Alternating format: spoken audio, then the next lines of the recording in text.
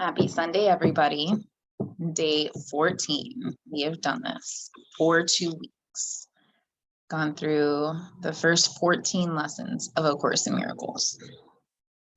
Again, I'm going to read this as the text has it laid out, but remember, you can, for me, I use the word universe. Feel free to use God or whatever higher being it is that you refer to, whatever wording you use, feel free to substitute. That's what I did when I first started reading A Course in Miracles. I don't resonate with the word God, but the word universe, which still embodies the exact same thing that God does, in my opinion, works for me to allow me to take in the information. So here we go. God did not create a meaningless world. The idea for today is, of course, the reason why a meaningless world is impossible. What God did not create does not exist. And everything that does exist exists as he created it. The world you see has nothing to do with reality. It is of your own making, and it does not exist. The exercises for today are to be practiced with eyes closed throughout. The mind searching period should be short, a minute at most. Do not have more than 3 practice periods with today's idea unless you find them comfortable. If you do, it will be because you really understand what they are for. The idea for today is another step in learning to let go of thoughts that you have written on the world and see the word of God in their place. The early steps in this exchange, which can truly be called salvation, can be quite difficult and even quite painful. Some of them will lead you directly into fear. You will not be left there. You will go far beyond it. Our direction is toward perfect safety and perfect peace. With your eyes closed, think of all the horrors in the world that cross your mind. Name each one as it occurs to you, and then deny its reality. God did not create it, and so it is not real. Say, for example, God did not create that war, and so it is not real. God did not create that airplane crash, and so it is not real. God did not create that disaster, specify, and so it is not real. Suitable subjects for the application of today's idea also include anything you are afraid might happen to you or to anyone about whom you are concerned. In each case, name the disaster quite specifically. Do not use general terms. For example, do not say, God did not create illness, but God did not create cancer or heart attacks or whatever may arouse fear in you. This is your personal repertory of horrors at which you are looking. These things are part of the world you see. Some of them are shared illusions, and others are part of your personal hell. It does not matter. What God did not create can only be in your own mind apart from his. Therefore, it has no meaning. In recognition of this fact, conclude the practice periods by repeating today's idea. God did not create a meaningless world. The idea for today can, of course, be applied to anything that disturbs you during the day aside from the practice periods. Be very specific in applying it. Say, God did not create a meaningless world. He did not create, then specify the situation which is disturbing you, and so it is not real. Whew. All right. Now, I find myself having some resistance against this. And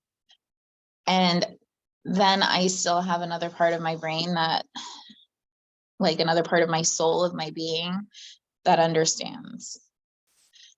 So today I'm going to be gentle with myself and while I work through these. And saying that the universe did not create a meaningless world. The universe did not create the Holocaust. The universe did not create any of the wars. The universe did not create terrorism. The universe did not create cancer. All of this, right? If the universe didn't create it, then who did? Because it's happening. We're perceiving it happen. I like how they put in here that some may be a shared illusion. Shared illusions are the ones that really, really trick us into thinking it is real. I can get into the whole quantum physics of energy and go into kind of the law of attraction and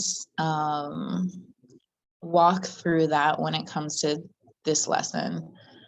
That's what came to my mind when I was experiencing resistance, when I was like, well, we are all of the universe. So yeah, the universe created if we are the universe. And at the same time, like when we're taking a look at the natural energy flow of the world, you know, of things that don't necessarily show the resistance. In the resistance, then, sorry, hi Jenny. Like taking a look at how the moon controls the flow of the tides and how the trees create oxygen for us to breathe, and how in the whole atmosphere of things, the water